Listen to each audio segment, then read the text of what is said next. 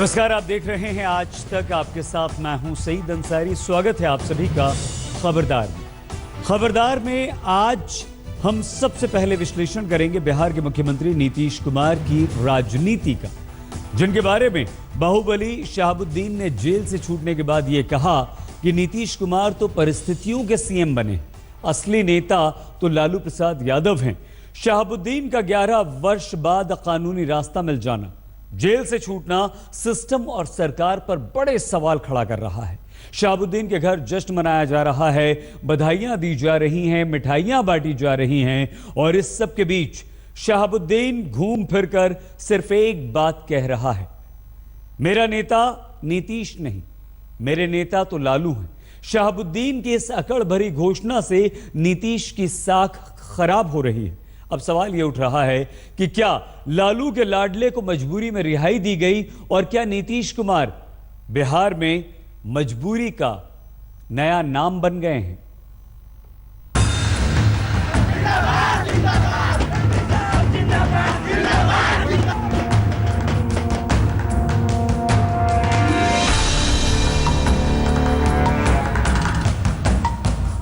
वही मैं देख रहा हूँ, लोगों के चेहरे पे कहीं डर दिख रहा है।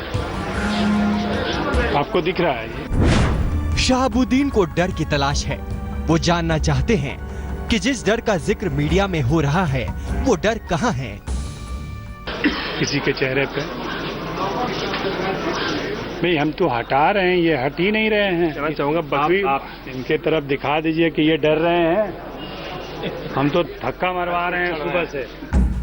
शहाबुद्दीन अपनी विशालकाय हवेली में जुटे इस मजमे की मिसाल दे रहे हैं और पूछ रहे हैं कि आखिर उनसे डरने की वजह क्या है। ये तो डर ही नहीं है रहे हमसे। हम सुबह से धक्का देके हटवा रहे हैं कि भाई आज तो छोड़ो, रेस्ट करने दो, और ये डर नहीं रहे हैं, तो दूसरा क्या डरेगा यार। कितनी मासूमियत है शहाबुद्दीन के सवालों में, कितना भोलापन भरा है उनकी बातों में, कितना निश्चल और निष्कपट दिखते हैं वो जब वो इन लोगों से अपनी मोहब्बत, अपने लगाव की बात करते हैं। बेडरूम में घुस करके और धक्का मार रहा है हमको, हम आ रहे हैं, आप बताइए ना, पोर्टिको में आप ले रहे हैं, बेडरूम में ये घुसे हुए हैं। डर तो मेरा यही है कि बेडरूम में ये घुसे हुए हैं। किसी को डरने की जरूरत तो नहीं है। नहीं, आप तो देख रहे हैं कि बेडरूम में ये घुस रहे हैं, हम बाहर हैं, घर वाला बाहर, बाहर वाला घर में। शहाबुद्दीन सच कह रहे हैं, ये तस्वीरें सच्ची हैं, उनके आंगन की ये भीड़ भी सच्ची है, उन्हें दिलो जान से चाहने वाले इन समर्थकों की मोहब्बत भी सच्ची है। लेकिन सच ये भी है कि इसी सिवान शहर के कोने में वो बदनसीब पिता भी रहता है, जिसकी रूह उसी वक्त से कांप रही है जब से शहाबुद्दीन की आजादी की खबर इस घर की चौखट तक पहुंची। गुलाम दो तरह के होते हैं, एक शारीरिक गुलाम, एक मानसिक गुलाम। सिवान के लोग मानसिक गुलाम हो गए हैं। हम तो यही कहेंगे, कोई जो है, हर इंसान डर से जो है उनके पक्ष में मिला हुआ है, और आज हमारे साथ एक भी आदमी नहीं है, इसलिए कि हम जो है, हमारे पास कोई न ताकत है, न पैसा है, न कुछ कर पा रहे हैं। सब कुछ हमारे साथ गुजर गया, लेकिन आज एक भी आदमी हमारे साथ नहीं है। उनके साथ सभी लोग हैं, लेकिन सब लोग डर से सब लोग लगे हुए। शहाबुद्दीन की हवेली में बहारें लौट आई है, लेकिन इस घर में नाउमीदों का घनघोर अंधेरा छा गया है। जिस शख्स पर इस पिता के 3 जवान बेटों की हत्या के आरोप है, वो सीना चौड़ा कर आजाद घूम रहा है। ये बिहार की जेडीयू आरजेडी गठबंधन सरकार के चेहरे पर करारा तमाचा है, जिसके सीएम नीतीश कुमार हैं और जिन्हें नेता मानने से ये बाहुबली लगातार इनकार कर रहा है। भाई नेता एक ही ना हो सकता है, मेरा एक ही नेता है, लालू यादव, तो एक ही नेता है। अब कितना नेता बनाए? अब आप कहिएगा कि कल होकर के प्राइम मिनिस्टर के कैंडिडेट कांग्रेस बनाएगी राहुल गांधी को, तो आप कहिए कि अब मेरा नेता हो गया, तो राहुल गांधी मेरा नेता हो जाएंगे, लालू यादव भी उस समय भी मेरा नेता रहेंगे। मेरा नेता तो एक ही होंगे ना। पार्टी का आरजेडी में से हम बिलोंग करते हैं, तो आरजेडी के तो नेता लालू यादव ही हैं, इसमें कोई डाउट है? ये सीएम के तौर पर नीतीश कुमार के इकबाल को सीधी चुनौती है। नीतीश गठबंधन के नेता हैं, उस सरकार के नेता हैं जिसमें आरजेडी भी शामिल है, तो फिर शहाबुद्दीन के वो नेता कैसे नहीं हुए? एक बाहुबली नीतीश कुमार के वर्चस्व को ललकार रहा है, लेकिन नीतीश से जवाब देते नहीं बन रहा। कल वो शहाबुद्दीन के सवाल पर सीधे सीधे कन्नी काट गए।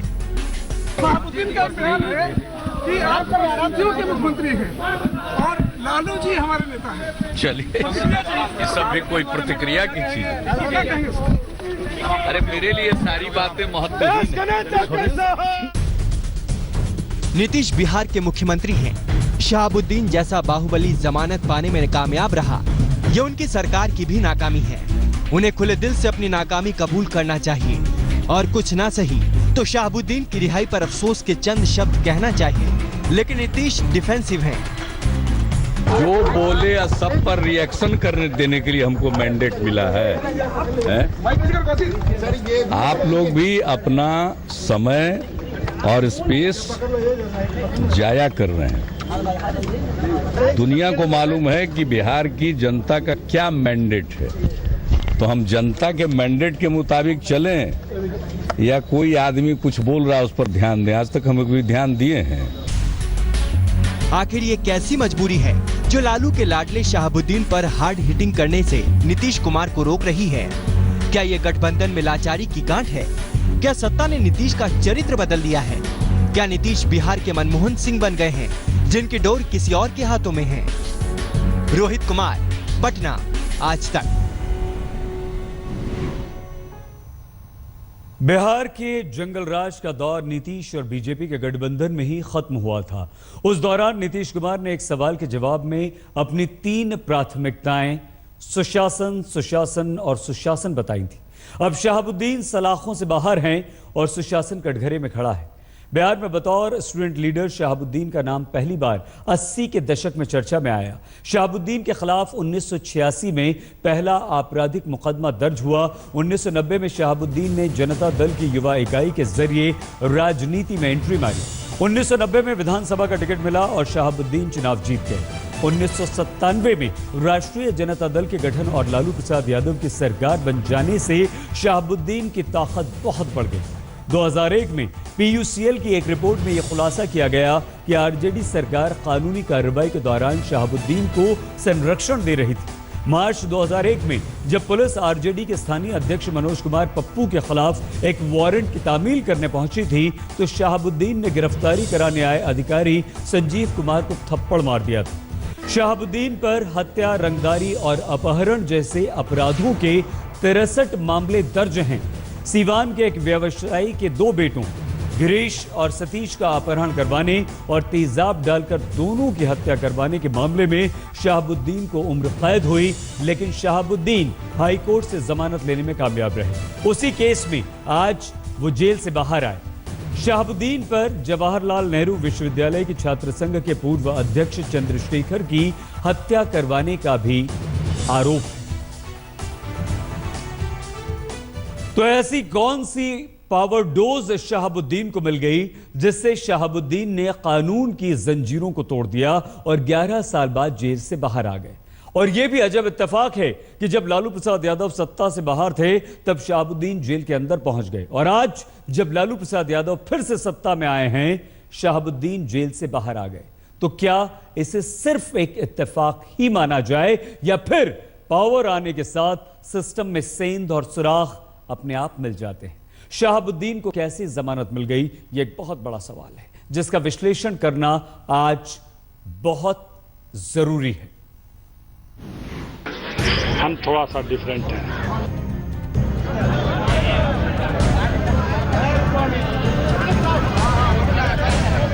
सच कह रहे हैं शहाबुद्दीन, वो वाकई सबसे अलग हैं, सबसे खास हैं।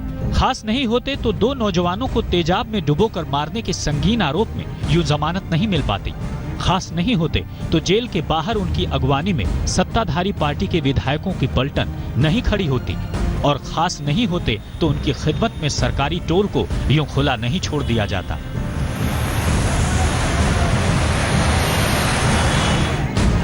ये लालू नीतीश राज में शहाबुद्दीन पर आशीर्वादों की हो रही बौछार का सबूत है। 2 दिनों से शहाबुद्दीन की रिहाई पर लालू कुछ भी नहीं कह रहे। नीतीश को भी इस पर बोलना जरूरी नहीं लगा। लालू के बेटे तेजस्वी की प्रतिक्रिया जरूर आई। बेल कोई विशेष पार्टी तो देती नहीं है और जहां तक न्यायालय की बात है, अगर सुशील मोदी जी का अगर तर्क देखा जाए ये तो कोर्ट का अवमानना करने का बात है। तेजस्वी यादव ने पिटा पिटाया बयान दिया। जुडिशियल सिस्टम का सवाल उठाकर सरकार की जिम्मेदारी से पल्ला झाड़ लिया। लेकिन क्या सच वही है जो तेजस्वी बता रहे हैं? आज तक ने पूरी पड़ताल की। जरा गौर से देखिएगा कि किस पावर डोज से शहाबुद्दीन ने कानून की बेड़ियां तोड़ी और जेल के बाहर आ गए। कैसे शहाबुद्दीन ने सिस्टम में छेद की तलाश की और जमानत पाने में कामयाब रहा। शहाबुद्दीन को जिस केस में जमानत मिली है वो जून 2014 का है। सीवान के 2 भाइयों की हत्या के चश्मदीद तीसरे भाई की हत्या हुई। मर्डर केस में आरोपी शहाबुद्दीन को जेल भेज दिया गया। 2 साल तक इस केस की ट्रायल शुरू नहीं हुई। 3 फरवरी 2016 को शहाबुद्दीन ने बेल की याचिका दी। पटना हाईकोर्ट ने 6 महीने के भीतर केस का निपटारा करने का निर्देश दिया। 3 महीने बाद यानी मई 2016 में पत्रकार राजीव रंजन की हत्या कर दी गई। शहाबुद्दीन को इस केस में सीवान से भागलपुर जेल भेज दिया गया। सरकार ने शहाबुद्दीन को भागलपुर से ट्रायल के लिए सीवान लाने की जरूरत नहीं समझी। शहाबुद्दीन फिर से हाईकोर्ट गए और जमानत ले ली। सत्ता और सिस्टम की मेहरबानी ने शहाबुद्दीन को आजादी दे दी और वो जेल की 4 दीवारी से खुली हवा में बाहर आ गए। हीरा मोती था या सोना चांदी था, सब तो उन्होंने लूट लिया। अब एक सिर्फ फूटी हुई कौड़ी विकलांग बेटा बचा हुआ है, उसी को देखकर हम लोग अभी जिंदा हैं। उन्होंने कहा था कि सब लोग मार दिए जाओगे, तो हो सकता है कि हम लोगों को भी मार डाले। हो सकता है कि हमारी जो है मकान को, उन्होंने कहा था कि मकान लिख दो, बच्चों को मरवा डाला, हड्डी फसली गल गई होगी, मकान लिख दो वरना जो बचे हो सब मार दिए जाओगे। तो हो सकता है कि हमको मरवा के और उस बच्चे में कुछ दम है नहीं, वो जो है मकान भी दखल कर लें। हो सकता है कि उस बेटे को मरवा दें हम लोग निसहाय होकर के। इसी तरह से मैंने ऐसी करके कुहक करके हम लोग जो है मर जाएंगे। इस तरह से वो जो है दखल कर लें। सब कुछ तो उन्हीं का है, सब कुछ तो ये है यहाँ के राजा रह चुके हैं, लेकिन एक राजा प्रजा के बारे में इस तरह की बात नहीं सोचता जैसे कि वे सोच रहे हैं। और हमारे साथ जिस तरह की बात किया है इसको भगवान भी माफ नहीं करेगा। शहाबुद्दीन पर नीतीश सरकार की मेहरबानी की बारिश यहीं नहीं थमी। शहाबुद्दीन को ट्रायल से दूर रखा गया तो हाईकोर्ट में कमजोर वकील को खड़ा कर जमानत पक्की कराने का पूरा इंतजाम किया गया। आज तक को मिली जानकारी के मुताबिक हाईकोर्ट में शहाबुद्दीन का केस वाईवी गिरी ने लड़ा, जो कि बिहार के मशहूर वकील हैं। सरकार ने केस लड़ने की जिम्मेदारी सिवान के एक जूनियर सरकारी वकील को देकर शहाबुद्दीन को वॉक ओवर दे दिया। ये वही नीतीश सरकार है जिसने शराबबंदी के केस में राजीव धवन को हायर किया था। ये वही नीतीश सरकार है जिसने म्यूजियम धांधली केस में नागेश्वर राव जैसे धांसू वकील को हायर किया था। इसलिए बीजेपी के इस आरोप में दम दिखता है कि शहाबुद्दीन बचे नहीं, बचाए गए हैं। ये राज्य सरकार की मिली भगत का परिणाम है। राज्य सरकार ने योजनाबद्ध तरीके से ऐसी स्थिति पैदा कर दिया उनको बेल मिल जाए, क्योंकि फरवरी महीने में ही हाईकोर्ट ने यह कहा था कि राजीव रोशन हत्याकांड की सुनवाई करके और ट्रायल 9 महीने में पूरा किया जाए। और 6 महीने बाद भी ट्रायल प्रारंभ नहीं हुआ और इसी आधार पर हाईकोर्ट ने उनको बेल दे दिया। दूसरा सवाल यह है कि आपने बेहतरीन वकील क्यों नहीं रखा डिफेंस के अंदर? जब शराबबंदी के मामले में दिल्ली से सुप्रीम कोर्ट के टॉप लॉयर्स को आप लाकर और बहस करा सकते हैं, तो शहाबुद्दीन के बेल के मामले में जूनियर बहुत कनिष्ठ लॉ ऑफिसर्स को आपने खड़ा कर दिया। एडवोकेट जनरल अगर बीजेपी का ये आरोप सही है तो ये केस आंखें खोल देने वाला है। वैसे शहाबुद्दीन के लिए खतरा टला नहीं है। पत्रकार राजीव रंजन की हत्या के केस में सीबीआई जांच की सिफारिश हो चुकी है। बीजेपी की केंद्र सरकार चाहे तो नीतीश सरकार की गलती की भरपाई हो सकती है। बीजेपी के नेताओं को पप्पू यादव की ये बातें ध्यान से सुनना चाहिए। सीबीआई जांच हुई तो फिर शहाबुद्दीन का बच पाना मुश्किल हो सकता है। रोहित कुमार सिंह, पटना, आज तक। नीतीश सरकार जिस शहाबुद्दीन की जमानत का विरोध करने में पीछे रही, उसे अब दिल्ली में चुनौती देंगे वरिष्ठ वकील प्रशांत भूषण। और अगर सुप्रीम कोर्ट में प्रशांत भूषण की याचिका मंजूर हो जाती है तो शहाबुद्दीन के अच्छे दिन ज्यादा लंबे नहीं रह पाएंगे। बिहार के बाहुबली आरजेडी नेता मोहम्मद शहाबुद्दीन जमानत पर जेल से बाहर आ चुके हैं, लेकिन इस फैसले से पीड़ित के परिवार वाले खुश नहीं हैं और उन्होंने स्वराज अभियान के संस्थापक और सुप्रीम कोर्ट के सीनियर लॉयर प्रशांत भूषण से मदद मांगी। हमारे साथ खुद बात करने के लिए हैं प्रशांत भूषण सर। उन्होंने आपसे मदद मांगी है? जी हाँ, मदद मांगी है और मैंने बोला है कि बिल्कुल मदद करूँगा।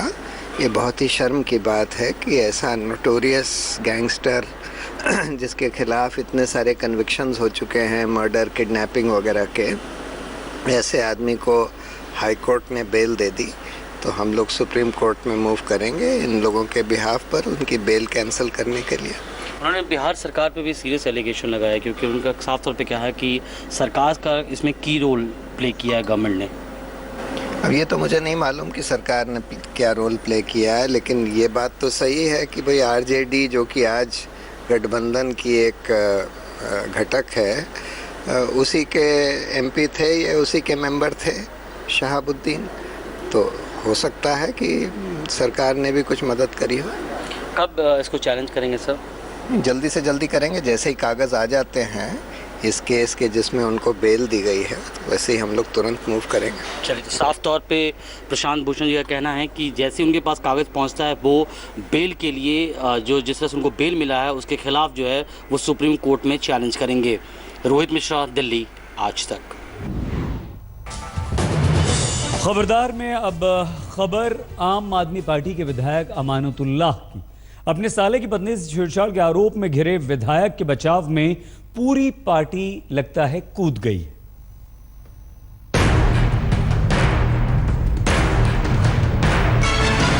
साल से मेरी इस महिला से कोई लेना देना नहीं, मेरे घर नहीं आई। अब अमानत साहब की ससुराल में कोई विवाद चल रहा है, उसको लेके अगर अमानत पे कोई आरोप लग रहा है उस तरह का जिसके कोई आगे पीछे फैक्ट्स नहीं है, तो जाहिर सी बात दिख रही है कि अमानत भाई का नाम घसीटा जा रहा है इसमें।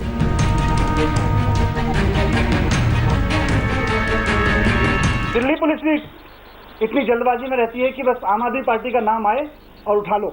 आम आदमी पार्टी का नाम आए तो प्रेस कॉन्फ्रेंस से उठा के ले जाओ, आम आदमी पार्टी का नाम आए तो रास्ते चलते उठा के ले जाओ, आम आदमी पार्टी का नाम आए तो रात को 2 बजे घर से सोते हुए उठा के ले जाओ। बस आम आदमी पार्टी का नाम आना चाहिए। दिल्ली पुलिस के तो माइंड में स्कैनर लगा हुआ है इस वक्त, मोदी जी की पुलिस के माइंड में स्कैनर लगा के बैठी है मोदी पुलिस कि कहीं भी आम आदमी पार्टी का नाम एयर में सुनाई दे उस आदमी को तो उठाना ही उठाना है। 8 साल से मेरी दूसरों का दागी दागी और आपका दागी साजिश का शिकार। इसी राजनीतिक पैंतरेबाजी के खिलाफ तो आप धरने का तिरपाल छोड़ सियासत के कारपेट पर उतरे थे। अब लगता है कि आप भी सियासत के उसी कारपेट पर चलने के आदी हो गए जिसके नीचे सब अपना अपना कचरा सरकाते आए हैं। दिल्ली के उप मुख्यमंत्री अपने तर्कों से अमानतुल्लाह का कवच गढ़ रहे हैं, और तर्क भी कितना कुंद। ब्रदर इन लॉ, उनके साले साहब के परिवार में विवाद है, 6 साल से पुराना आपस में झगड़ा चल रहा है। 4 साल पहले ऐसा बता रहे हैं कि उनकी पत्नी अलग भी हो गई थी, उनका तलाक भी हो चुका है। अमानत से तो उनकी बातचीत तक नहीं है। अब अमानत साहब की ससुराल में कोई विवाद चल रहा है, उसको लेके अगर अमानत पे कोई आरोप लग रहा है उस तरह का जिसके कोई आगे पीछे फैक्ट्स नहीं है, तो जाहिर सी बात दिख रही है कि अमानत भाई का नाम घसीटा जा रहा है इसमें। पार्टी ने तय किया है कि अमानत भाई का इस्तीफा स्वीकार नहीं किया जाएगा। उन्होंने इस्तीफा दिया था, दुखी होकर इस्तीफा दिया था। तो क्या आम आदमी पार्टी की विचारधारा में परिवार में हुआ क्राइम क्राइम नहीं है? क्यों आम आदमी पार्टी अमानतुल्लाह खान का सुरक्षा कवच बन रही है? अगर ऐसे ही आरोप किसी और पार्टी के विधायक पर लगते तो क्या आम आदमी पार्टी यही रुख अपनाती? नहीं, बिल्कुल नहीं। लेकिन अब तनकर अमानतुल्लाह के साथ खड़ी है। एक तरफ जहां पार्टी बहुत सख्त है इन चीजों को लेके कि कहीं कोई गलत करेगा तो उसको पद पे, चाहे वो पार्टी का पद हो या सरकार का पद हो, उसको नहीं स्वीकार करेंगे, उसको छोड़ेंगे नहीं, वहां पद पे नहीं रहने देंगे। साथ साथ ये भी है कि अगर कहीं जबरदस्ती नाम घसीटा जाएगा तो उसके साथ भी खड़े होंगे।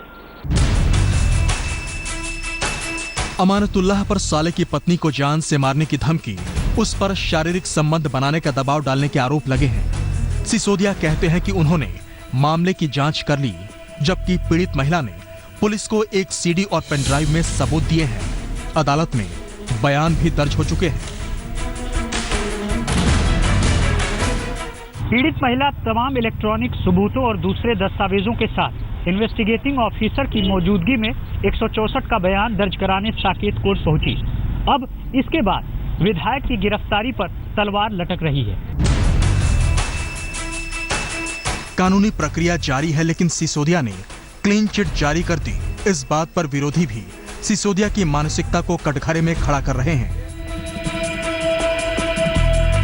और ये व्यक्तिगत मामला था तो वो जो बहन जी थी, उनके साली की पत्नी थी, उनको घर तक निपटाते, उनको खूब बाहर आने दिया। सोच ये है कि उनको हर चीज़ में बीजेपी सारी दिखती है। मैं वापस जो कह रहा हूँ, उनका मानसिक संतुलन बिगड़ चुका है उनके नेताओं का, जिस कारण से वो इस प्रकार की बातें करते हैं। जो बीजेपी की साजिश बताना या किसी और पे इल्जाम लगाना, इसी बात की दिखता है कि उनका मामला गड़बड़ है। अमानतुल्लाह खान जी के अगेंस्ट जो कंप्लेन आए हैं वो उनकी परिवार की किसी सदस्य से आए हैं, तो इसमें बीजेपी और कांग्रेस का क्या हाथ है? सेकेंडली, अमानतुल्लाह खान जी का ये पहला कंप्लेन नहीं है, उससे पहले भी उनके अगेंस्ट दूसरे कंप्लेन भी आ चुके हैं कि किसी महिला का साथ बदतमीजी करने की और उनको ऊपर गाड़ी चढ़ाने की, अटेम्प्ट टू मर्डर, ये भी उनका ऊपर बहुत सीरियस एलिगेशन है। और इस इशू में तो ये बहुत ही एक घटिया इल्जाम उनके ऊपर लगाए जा रहे हैं। आरोपों में घिरे अमानतुल्लाह की अपनी सफाई है। कहते हैं भ्रष्टाचारियों को भ्रष्टाचार मिटाना रास नहीं आया तो पारिवारिक विवाद को राजनीतिक रंग दे दिया। जैसी तलाक की बात आई तब ये आई। मैं कल मेरे घर वाले उसके पास गए थे, उसे जब समझाने की वहाँ बात की तो वहाँ पर एक आशु नाम का लड़का है जो यहाँ लोकल लीडर है, वो उसने पहले जब समीना ने मुझ पर केस किया था तब भी वो आशु इन्वॉल्व था, उससे मिला। कल उसके घर पे आशु मिला, तो घर में मेरे किसी भी हर परिवार में किस पार्टी के हैं, किस दल के हैं जिनका आप नाम ले रहे हैं? मुझे लगता है कि वो आप ले रहे हैं, मुझे लगता है कि उसका ताल्लुक कांग्रेस वालों से भी है, बीजेपी वालों से भी। आप ये कह रहे हैं कि जो आपकी साली की बीवी हैं उनको भड़का रहे हैं आपके खिलाफ? इस वक्त जो है मुस्तकिल वो टच में है उनके, और वो पूरी तरह से इसका इस्तेमाल कर रहे हैं। आम आदमी पार्टी सुचिता का डंका पीट राजनीति में उतरी। तर्क था कि पत्तों पर दवा छिड़कने से जड़ों के रोग नहीं जाते, इसीलिए लोकतंत्र की जड़ राजनीति में अच्छे लोगों का आना जरूरी है। लेकिन अब लगता है कि राजनीति बदलने वाले भी राजनीति ही कर रहे हैं। झाड़ू से अपने घर के जाले निकालने में दिक्कत महसूस कर रहे हैं। शायद इसीलिए आम आदमी पार्टी को छेड़छाड़ के आरोपी विधायक अच्छे लगते हैं। पंकज जैन के साथ रामकिंकर सिंह, दिल्ली, आज तक। स्वागत है एक बार फिर से आपका खबरदार में। और खबरदार में अब बात जम्मू कश्मीर के उस युवा की जिसने पत्थर नहीं पेन उठाया है और अपनी तकदीर बदल डाली है। नबील अहमद वानी, इसका नाम भी वानी है, लेकिन इस युवा को बंदूक और पत्थर में नहीं बल्कि पेन में कश्मीर का भविष्य दिखता है। नबील अहमद वानी की सफलता की कहानी उस जम्मू कश्मीर के लिए एक बड़ी मिसाल है जहां कुछ भटके हुए युवा पत्थर उठाते हैं और पाकिस्तान के एजेंटों का हथियार बनते हैं। आज केंद्रीय गृह मंत्री राजनाथ सिंह ने नबील अहमद वानी से दिल्ली में मुलाकात की। नबील अहमद वानी ने बॉर्डर सिक्योरिटी फोर्स यानी कि बीएसएफ के असिस्टेंट कमांडेंट के एग्जाम में टॉप किया है। राजनाथ सिंह ने कहा है कि नबील की सक्सेस स्टोरी बताती है कि जम्मू कश्मीर के युवाओं में कितनी प्रतिभा है। नबील अहमद वानी इस वक्त जम्मू कश्मीर के उधमपुर में जूनियर इंजीनियर हैं, लेकिन उनका सपना था कि वो डिफेंस फोर्स ज्वाइन करें। मजबूत इरादों के वानी बीएसएफ के एग्जाम में न सिर्फ पास हुए बल्कि पूरे देश में उन्होंने टॉप भी किया। अब नबील अहमद वानी का सपना है कि आतंक के खिलाफ लड़ने वाली देश की सबसे बड़ी एजेंसी एनआईए के वो ऑफिसर बने। आज नबील वानी ने जम्मू कश्मीर के हर उस एक युवा को एक बड़ा मैसेज दिया है जिससे सिस्टम से शिकायत रहती है।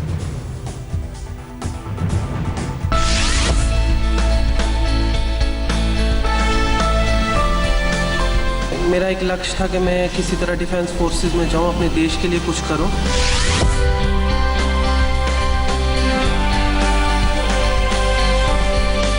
काफ़ी अच्छा लग रहा है कि मैं अब ना कि सिर्फ JNK का बेटा रहा हूं कि बल्कि पूरे देश का बेटा बन चुका हूं।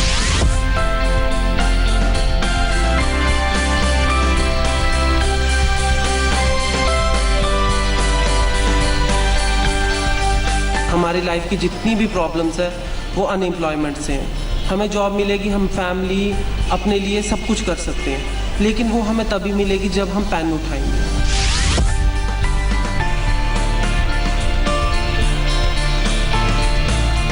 अभी भी वक्त है, हम लोग समझ जाएं कि हम लोगों को अपना करियर देखना, अपना फ्यूचर देखना है, हमें भी कुछ बनना है, ना कि हमने किसी के कहने पे आ जाना, किसी को मारना है।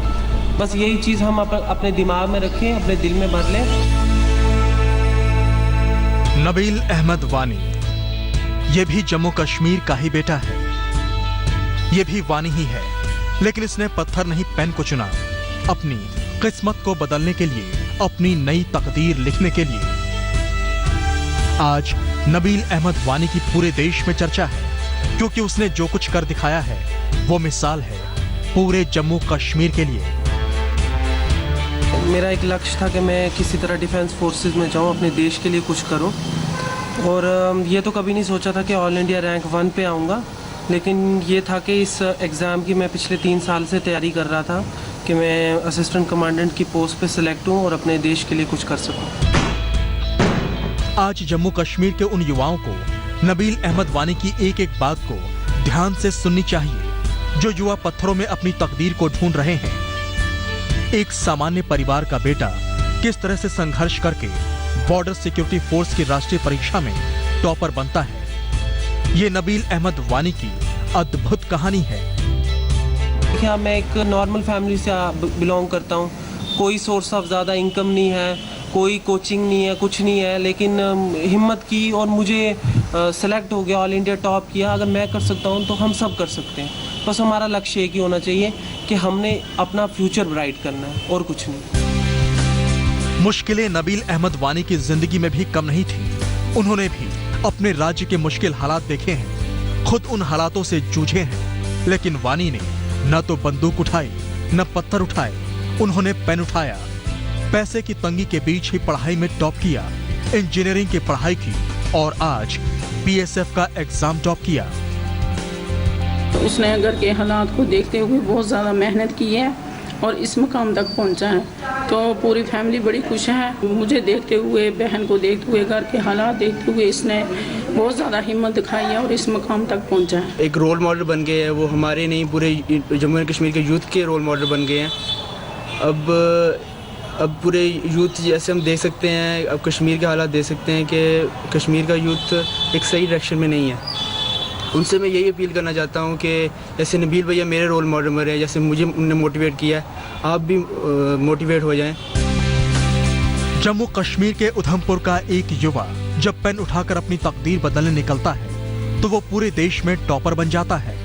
उसे किसी से शिकायत नहीं है, क्योंकि उसे पता है कि इसी सिस्टम में अगर चाह लिया जाए तो जम्मू कश्मीर का कोई भी युवा क्या नहीं कर सकता है, पूरे देश में क्या नाम नहीं कमा सकता है। सिर्फ अपने लिए नहीं कहूँगा, सब यूथ के लिए ये कहूँगा कि हमें क्या चाहिए, हमें चाहिए एम्प्लॉयमेंट, जो सबसे बड़ा हमारा इशू है। हमारी लाइफ की जितनी भी प्रॉब्लम्स है वो अनएम्प्लॉयमेंट से हैं।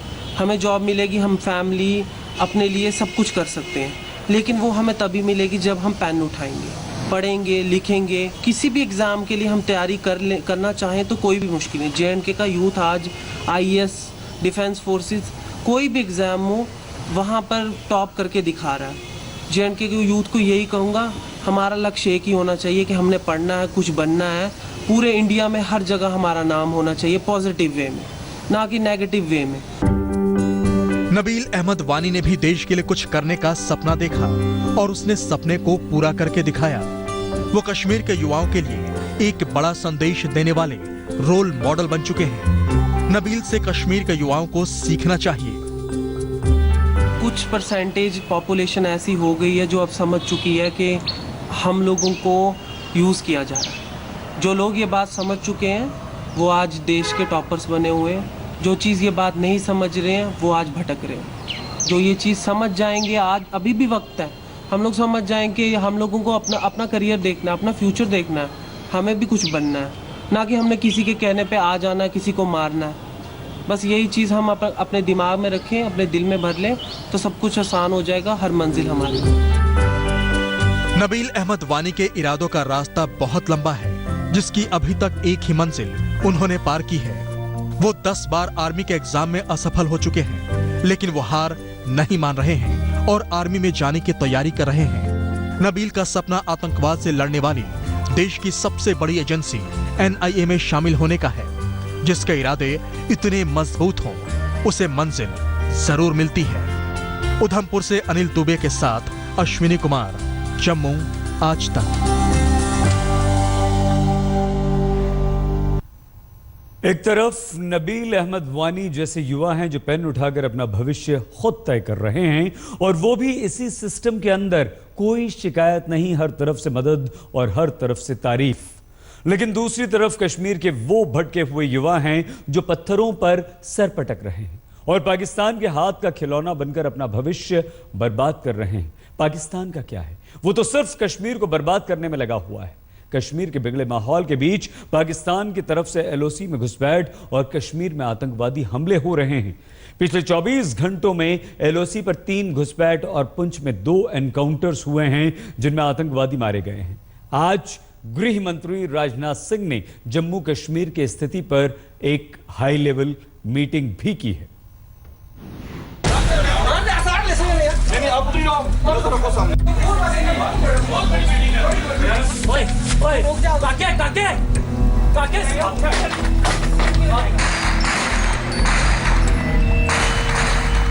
ये जम्मू कश्मीर के पुंछ में आतंकवादियों के साथ एनकाउंटर की तस्वीरें हैं। पुंछ में आज एक नहीं 2 जगहों पर आतंकवादियों ने एक साथ हमले किए। उसको बोलो मैंने स्नाइपर मंगाई है।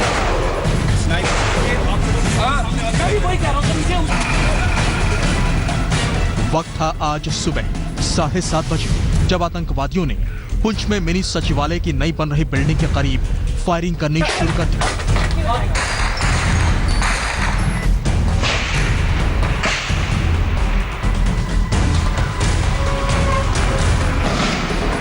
पुंछ में मिनी सचिवालय के पास ही आर्मी की 93 ब्रिगेड का हेडक्वार्टर भी था, इसीलिए ये अंदाजा लगाना मुश्किल नहीं था कि आतंकवादियों के हमले का टारगेट क्या था। मिनी सचिवालय के पास से फायरिंग के साथ ही साथ कुछ ही दूर अल्लाहपीर इलाके में आतंकवादी एक घर में घुसकर फायरिंग करने लगे। 2 अलग अलग जगहों पर सुरक्षा बल 2 एनकाउंटर में जुटे थे। सुरक्षा बलों ने इस एनकाउंटर में उस घर के लोगों को सुरक्षित बाहर निकाला जो आतंकवादियों की फायरिंग के बीच फंस गए थे।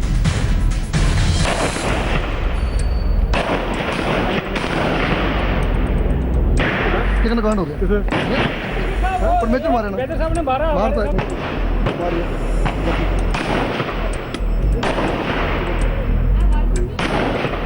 इस एनकाउंटर में जम्मू कश्मीर पुलिस का एक जवान शहीद हो गया।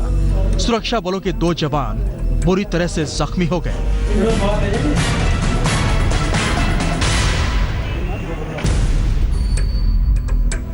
पुंछ में जिस जगह आतंकवादी हमले हुए वो जगह लाइन ऑफ कंट्रोल से सिर्फ 20 से 22 किलोमीटर दूर है।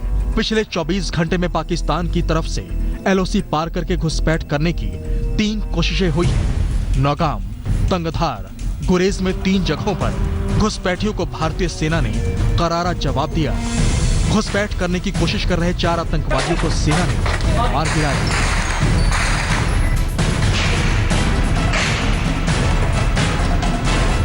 इस ऑपरेशन के दौरान जो 4 फॉरेन टेररिस्ट इन्फिल्ट्रेशन की कोशिश करने आए थे उन 4 को मार गिराया गया।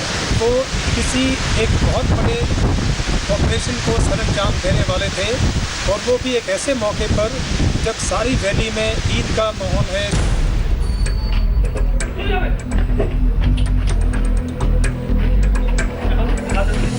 कश्मीर को जलाने में पाकिस्तान ने पूरा जोर लगा दिया है। आतंकवादी हमलों से लेकर घुसपैठ की कोशिशों तक हर तरफ पाकिस्तानी साजिश दिख रही है।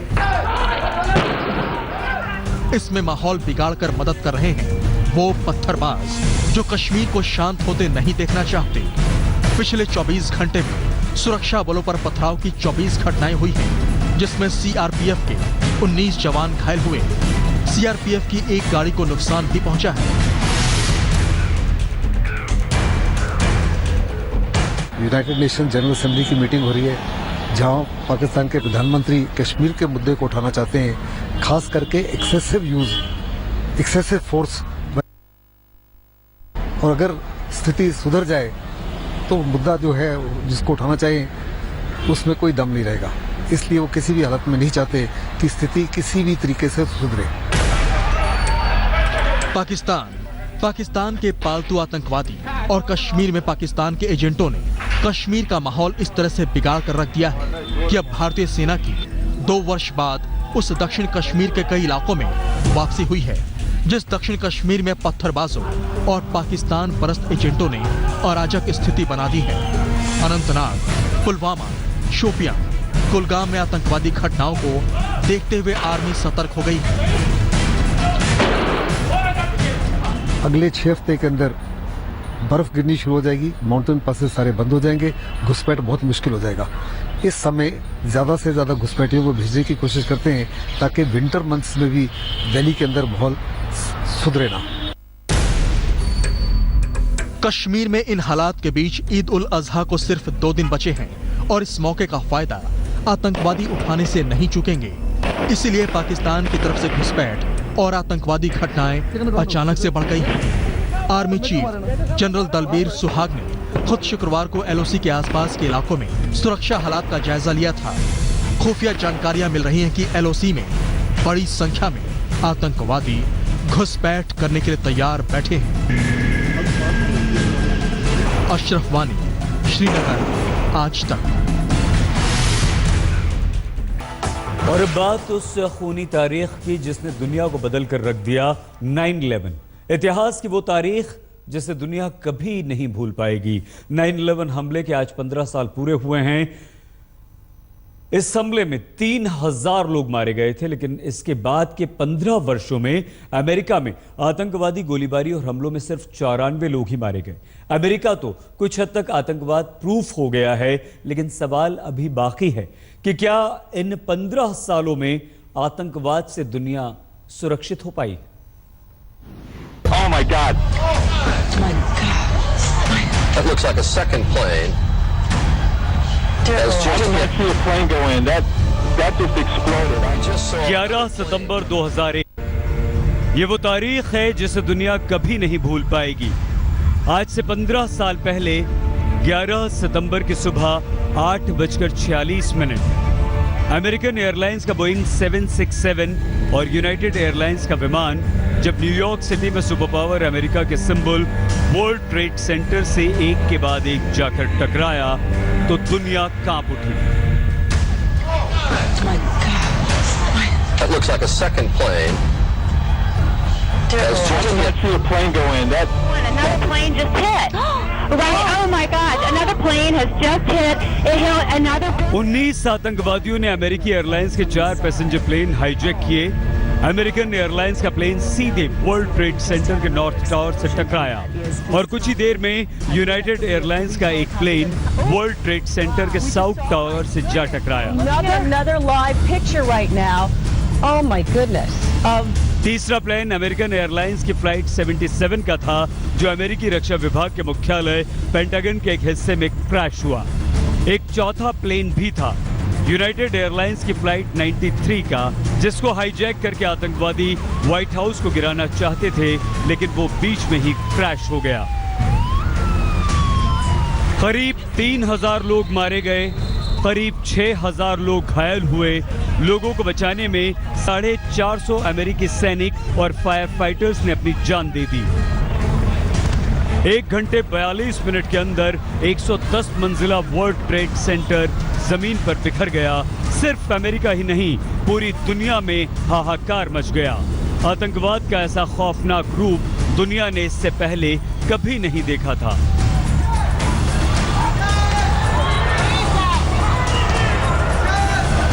A man can be jailed in Afghanistan if his beard is not long enough.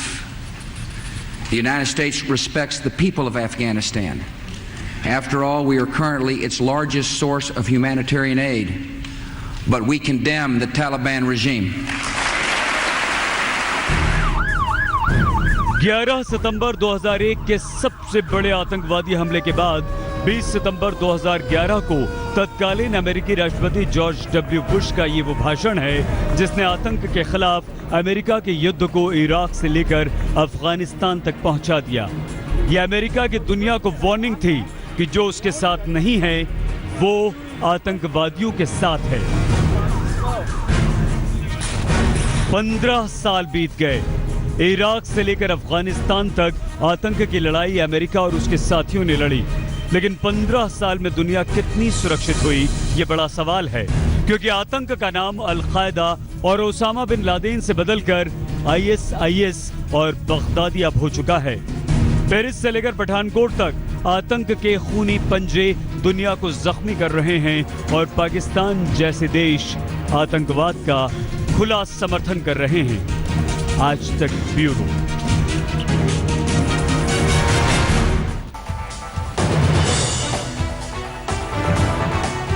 खबरदार में अब बात चीन के उस कारनामे की जिससे पूरी दुनिया चकरा गई है।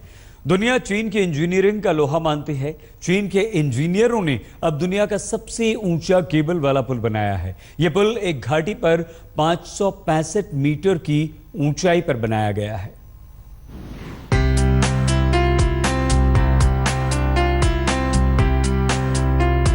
ये चीन के बोते की ही बात है कि पहाड़ों की छातियों पर अपनी अनूठी इंजीनियरिंग की कामयाबी के स्तंभ गाड़ते दक्षिण पश्चिम चीन के गुइझो प्रांत में चीन के इंजीनियरों ने दुनिया का सबसे ऊंचा केबल पुल बनाकर तैयार कर दिया है। बिपानजियांग नाम के इस पुल की ऊंचाई 565 मीटर है। शनिवार शाम को निर्माण में लगे इंजीनियरों ने इसका आखिरी स्लैब जोड़ा।